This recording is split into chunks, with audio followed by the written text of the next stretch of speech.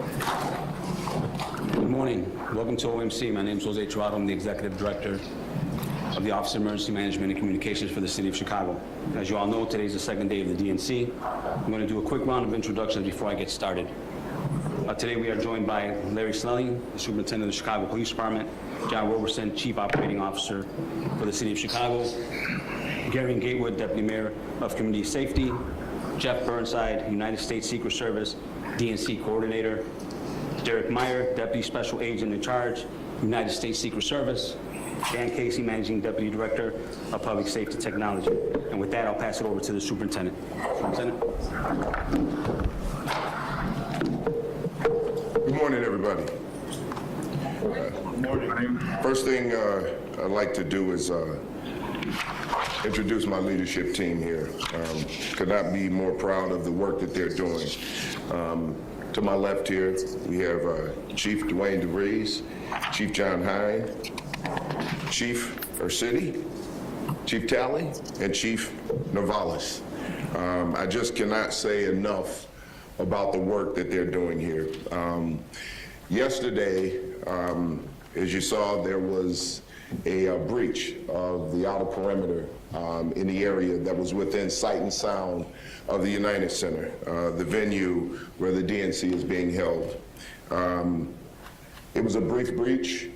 There were demonstrated tactics applied to remove some of the locks from the outer perimeter fence and the fencing. Our officers arrived on the scene. We were in immediate contact with our federal partners about it.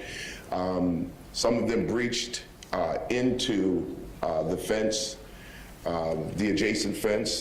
They attempted to pull that fencing down.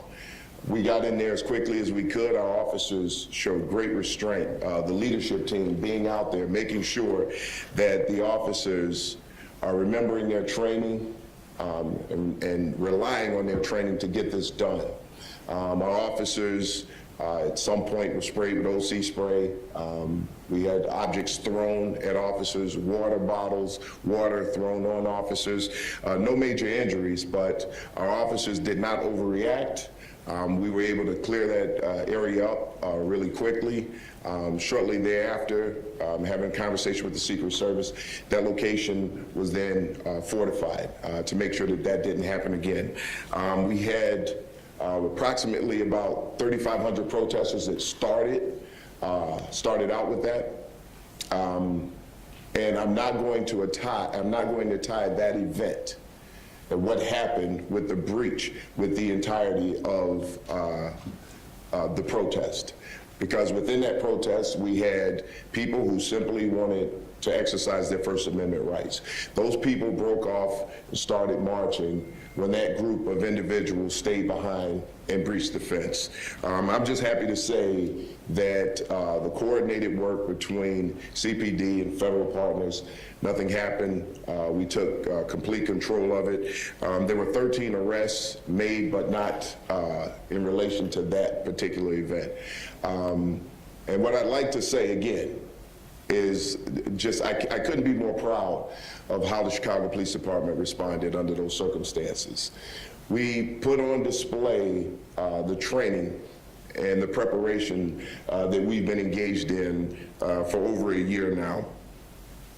That being said, moving forward, we do expect to see more protests, more demonstrative tactics. Again, we're up to the challenge. The city is up to the challenge, and it's not just CPD, it's everyone. OEMC working together in lockstep with Chicago Police Department, our federal partners, our state, local partners, our mutual aid officers who are helping out.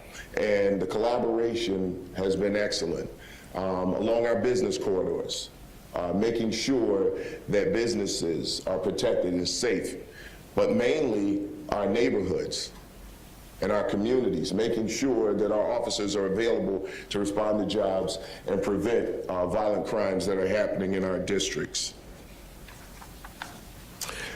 The arrests that were made range from criminal trespass to state-supported land, to resisting and obstructing, all the way to aggravated battery of police officers.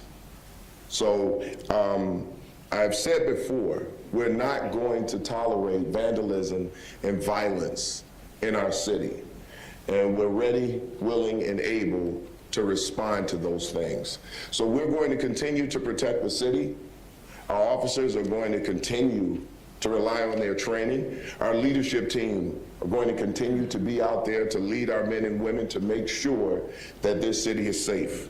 And with that, I'll now turn it over to Deputy Mayor of Community Safety, Gary Gatewood.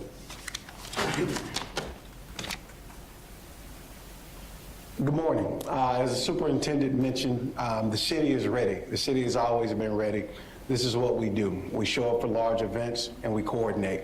It's not just CPD, OEMC, and our federal partners. Every city agency understands the assignment that we have here, and is to keep our city safe. From any block that you're on to the DNC, it's our responsibility to keep the city safe. As the superintendent also mentioned, we want people to protest and protest peacefully. We welcome that, we invite that, but what we won't have is people who violate that, people who bring violence and people who cause terror. We won't allow that, we've never allowed that, and we won't start today. We're excited about this day of the DNC and all of that comes with it, but also understand that we're here in collaboration and partnership to keep our city safe, to keep our city strong and continue to move forward. With that, simple enough, we'll pass it back over to Superintendent Snelling so we can open it up for questions. Thank you. Thank you, Deputy Mayor. We'll begin questioning here. Please introduce yourselves. Hi, David Struitt, Chicago Sun-Times. Superintendent, the National Lawyers Guild is claiming that 2 of the protesters from yesterday were hospitalized after being assaulted by police officers. Can you please respond to that? Yeah, but it's not being assaulted by police officers. Those police officers responded perfectly, and we've got body cam footage to prove it. They were not hospitalized for injuries. As a police department, anytime we take someone into custody, if they're on medication or they need medication, we make sure they get that. So what we did as a police agency was make sure that they got to the hospital so they could be provided the treatment that they needed when it came to their medication. Good morning, Superintendent. Good morning. Julie Bosman with the New York Times. I have a question about the Behind Enemy Lines protest that's planned for tonight. Yes. Has CPD coordinated with this group at all? Has there been communication? And secondly, what are you expecting from this protest tonight, given that the group has invoked 1968 on their social media? Well, what I can tell you is you never know what to expect from a group like that. But what I can tell you is what I expect from our side, what I expect from our Chicago police officers who are going to be responding to that. And regardless to what they're saying, from the CPD aspect of it, we're going to rely on our training. We're going to stay focused on First Amendment protection, but we're also going to make sure that we protect everyone in this city. It's not one side. We are here to make sure that everyone is safe. And again, we don't have to agree with what one side is saying or what the other side is saying, and they don't have to agree with each other. But what we should be doing is respecting that and respecting people's rights to be protected, number one, and to express their thoughts and opinions. It can't be one-sided. So whatever happens, I can guarantee you this: we're ready to respond and respond in the best way possible. Have you coordinated with the group? Not at this time, no. Superintendent Snelling, Rob Hughes here with ABC7. Just to piggyback off of that, the nature of yesterday was that it was planned and permitted. Tonight, you may not be as familiar with the plans of those protesters as you just alluded to. Will you be prepared to respond with the same number of officers and resources devoted to tonight potentially as what we saw yesterday? So we have our resources on standby all the time, and we can move resources as needed. And these are plans that we've practiced. We've done this through tabletops. We've looked at situations that rapidly evolve. And how do we respond to those things? Well, we've practiced how we're going to respond, how we're going to move assets around if necessary. So we'll assess the situation as it goes along, and we'll be able to move any type of resources or assets that we need to make sure that we keep that situation under wraps. We are prepared. Superintendent Martin Costi, NPR. Can you break down, you said 13 arrests, but they're not all of them are from the incident at the fence. How many were at the fence, and where were the others? You know what, I'm sure we can get that information to you. I don't want to give you any bad information right now, but I know it was at least maybe 10 arrests from that location, but we'll get you the numbers. We'll get you the information. Nick Blumberg, WTTW. The Lawyers Guild also said that 2 of the protesters who were arrested on Sunday were, held for hours without getting a call and weren't allowed to make a private call in violation of CPD policies and the law. Can you respond to that, please? Well, what I can tell you is we have things set up. I'm not familiar with that particular case that you're talking about, but we can also get you information on that. We'll follow up with you. Jason Arrete, NBC Chicago. We've seen more fencing going up there along the perimeter of where the protests happened yesterday. Obviously, I think you said it was 3,500 protesters that were there. Will the number of protests going forward and perhaps even more attempted breaches lead to even more structures going up, being erected to protect the perimeter? Well, what I can do is have someone from the Secret Service come up and just talk about that for a second. Thank you, Superintendent Snelling. My name is Jeff Burnside. I'm the Secret Service Coordinator for the 2024 DNC. So this is a national special security event, which means that we take a multi-layered approach to all of our security measures, and we're constantly working with our state, local, and federal partners to evaluate, make improvements, make adjustments, and that's all we're doing. Our plan was in place. Our plan worked. We're taking some lessons learned and making the necessary adjustments. Thank you. Good morning, Superintendent. Carmen Vargas with Univision. Can you explain in detail what are the measures that you are taking to prevent protesters from getting out of control like yesterday, and if you are planning to change your strategy from tonight on? No, there's no need to change our strategies. Listen, we go the direction that we see a protest going. If everybody is exercising their First Amendment rights, it's peaceful, no one is violating the law, there's nothing to change. What we saw yesterday was not a peaceful protest at that location where the fence was breached. It started out peacefully, and those people who were engaging in First Amendment activity peacefully left the park. They left that location. The people who decided that they wanted to commit crimes and vandalism stayed behind. We responded to that event with our officers who were properly trained to deal with the situation. And as a result of it, there was no serious breach that could have been worse had we not been prepared for that. So what we've been training for worked. It worked, and because, listen, we can't account for every situation that could happen, but if we respond to it and we put an end to it before it turns bad, then we've done our jobs. So do we need to change anything? Absolutely not. Our officers responded quickly. They were there in minutes, and they were effective. Just the effectiveness of how our officers responded is what put an end to that situation as quickly as it started. So do we need to change anything? No. Are we looking at things that we can do better? Always.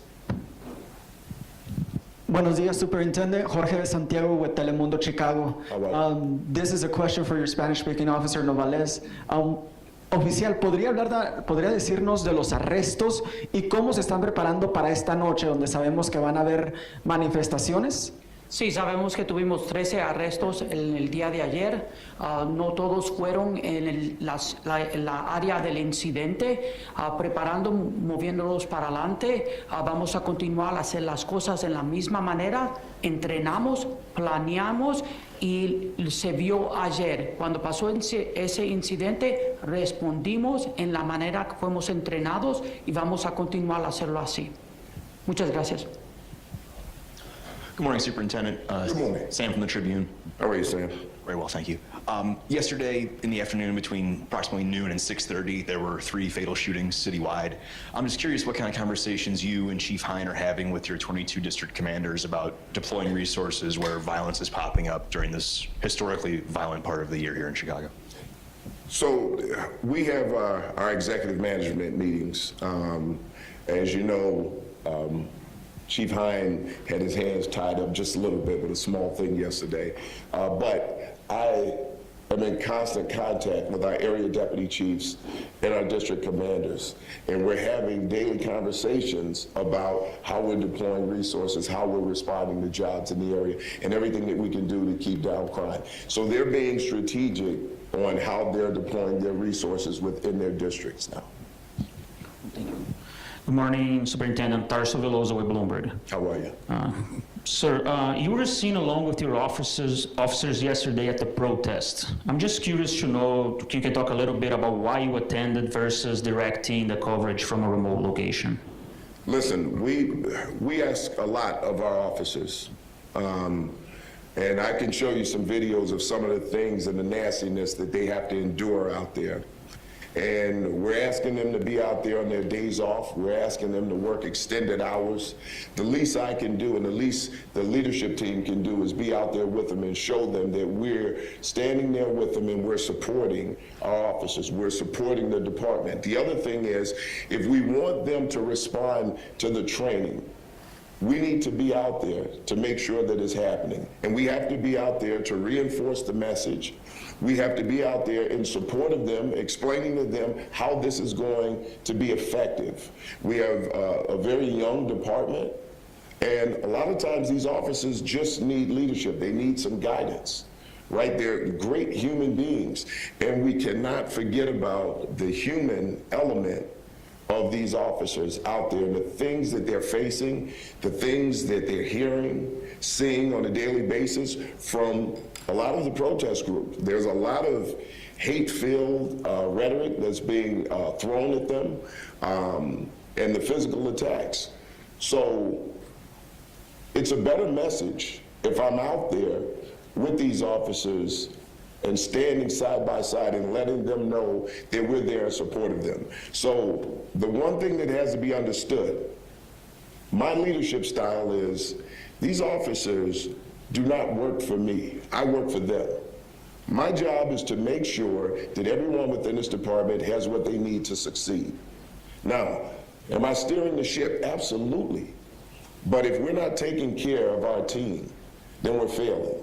And that's why you saw such a great response, because it was a top-down leadership effort to make sure that our officers are responding the way they need to. Good morning, Mac Lederman with Block Club Chicago. We were over at Park 578, which I think needs a new name at this point because it's too hard to say. But can you describe, it obviously looks a little different than it did yesterday, so can you describe exactly the additions that were made to the security fence where the breach occurred? You know what, I can have the Secret Service talk a little bit about that. So what I can tell you is that the Secret Service, working with our partners in the Chicago Police Department and other state, local, and federal partners, has looked at that area. We've made repairs to the existing fence, and then we've made augmentations in areas that we felt were necessary. It's just an adjustment as these national special security events happen that we make routinely. What are the augmentations? Well, I don't want to get into our specific means and methods for operational security reasons. Next question. Good morning, Leah Skeen with AP. I was wondering if you could clarify what happened with the buses of delegates being delayed yesterday and whether that was because of protest and police activity. Derek, you want to? Sorry. So there were some very unfortunate delays with delegate buses entering the DNC. There was a cascading effect. There was a bus accident, very minor accident, followed by a mechanical failure that closed one of our entrances, and that compounded traffic delays. We are working to make adjustments to our routes. We are working to make adjustments on our timing for that. Thank you. No. Oh, thank you. And just a quick question for Secret Service first. Megan Hickey, CBS News, Chicago. Sorry, a quick question for Secret Service, if that's okay. Having to do with the complaints about very long lines getting into the United Center. What are you hoping to change today to get people in more quickly?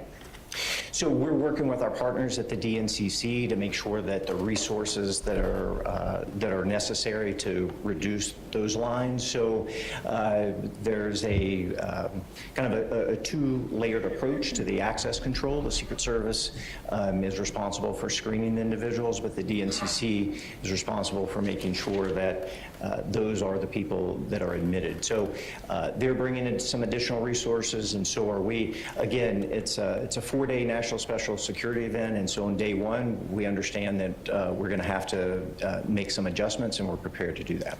And then if you don't mind, just a quick question for Superintendent Snelling as well. We did speak with 2 protesters, or I guess arrestees, who said they weren't involved in the fence breach, they were in the wrong place at the wrong time. Do you have body camera video of every arrest, and what role does that type of evidence play? Yes, we do. And sometimes being in the wrong place at the wrong time is indicative of the choices that you make to engage in criminal activity. Good morning. Reese Debo with the Washington Post. I'm just looking for some more clarification on the arrests. I heard reports from the Lawyers Guild that there were arrests made overnight, and then I understand the arrest made at the breach incident. So could you comment on the overnight arrest and just tell us a little more about what? I'd have to get information to you about that because I don't have the information I need to know specifically what it is, but we'll get some information to you on that. Okay. Good morning. Bennett Aberle with NBC Chicago. Superintendent, can you respond to the characterization from the National Lawyers Guild that police were aggressive and at times violent with protesters? And then to that end, would you consider releasing some of the body camera footage that you've mentioned? So what I can tell you is this, it's not just the body camera footage that we have. We have other footage, and we will be getting that information out as soon as possible. But right now, we have people who have been placed under arrest. So we want to get through that portion of it first, and anything that we need for transparency, we will make sure that we get that information out. And their assertion about police being violent? Well, listen, this is something that we've been hearing as a police department for quite some time. And even with the training, and I can tell you this right now, the officers could have used more force in situations yesterday than they actually did. And those officers showed great restraint. So we're always going to have opposition to our response. There are people out there who don't believe we should even exist. So, of course, we're going to have those who are going to say that we were too aggressive. But what I will say is our officers responded to the training, and I just could not be more proud of how they responded. Next question right here. Superintendent Chip Mitchell with WBEZ. You mentioned OC spray that it was used. Could you describe how many officers used the spray? Who were the targets? What prompted it? Were the targets of the spray actively resisting? The officers were the targets. Those officers did not. No one discharged OC spray from CPD. Protesters used it. Protesters used it against our officers. And that was at the breach site? That was at the breach site, yes. Hi, Roseanne Tejas, Fox 32. A couple of quick questions. One, Do you know anything more about the protesters who were arrested that you described as agitators and separate from the group? Are these people who are known to Chicago police already? Right now, I don't have that information, but what I can tell you is this, you know, you're always going to have people within a group that large who have their own personal agendas. And we can't say that we know all of them. You know, we get people who travel here from out of state to engage in their own personal activity. And I'm sure we saw some of that yesterday. So right now, I don't know if these people are known to us, but as we work through this process, we can get information out. And finally, are there other measures aside from focusing on the fencing and fortifying the fencing? Any other security measures that will be different going forward for the next protests? Well, listen, I think fortifying the fencing right now was one of the most important things that we can do, because we recognize a level of demonstrative tactics within the crowd that led to the breaching of the fencing. So we learned something from that, and what we learned from that is what we'll be using to move forward to make sure that it doesn't happen again. So again, as I've said before, as a police department, we have to be fluid, we have to be flexible and ready to change as the situation changes. Last question. Good morning, Emma Barnett with NBC News. Thank you for taking our questions. I just want to know if you're able to share the names of the people who were arrested as well as where they're from. And also, can you describe any injuries that officers experienced yesterday? So I'm not going to share any names of any of the arrestees at this time. But what I will say is minimal injuries to our officers, just you know, being sprayed with OC spray, it doesn't necessarily cause any serious damage unless it's some type of reaction to the chemical or the pepper spray. The best thing about the response here is that there were no major injuries with anybody, the arrestees or the officers. So again, I just can't say enough about how the officers responded. Thank you. Well, hold on, I just want to make one point, because this is important. So yesterday during the breach, and this is an ask I have of the media and everyone here, when we start to move a crowd, or there's a breach like that, or there are crimes being committed, we're asking the media if you could, because we know we want you to be able to do your job, we appreciate you're out there recording, but if you could just listen to us at times where we need you to move, it would be helpful, because it's going to keep you safe, and it doesn't allow anyone who's utilizing demonstrated tactics to use you or to use you as a shield. So we just need to make sure that when we're giving you orders to just step back and to stand out of the way, it's just for the safety of everyone out there. We want you to go out and do your jobs, and we want to work with you on that. But we want to make sure that you don't get caught up in any type of violence, physical violence, and we don't want to see anyone get hurt. So please, if we can do that, I really appreciate it. Also, I'd like to thank COO John Robertson. He's been working on this since the beginning. He's a great partner. And Deputy Mayor Garen Gatewood of Public Safety, just a great job helping us out in constant communication with us from the mayor's office, and can't say enough about Executive Director Tirado and the work that he's doing in coordination across the city with everyone. Just all of our partners, our federal partners who are standing here, just great coordination across the board. I expect these next 3 days to be successful. I consider yesterday a success, given how things could turn bad in an instant. And I am confident that this city will come out successful over these next 3 days. So thank you, and thank you for your time. Thank you for your consideration as the media to help us out when we're out there. So thank you.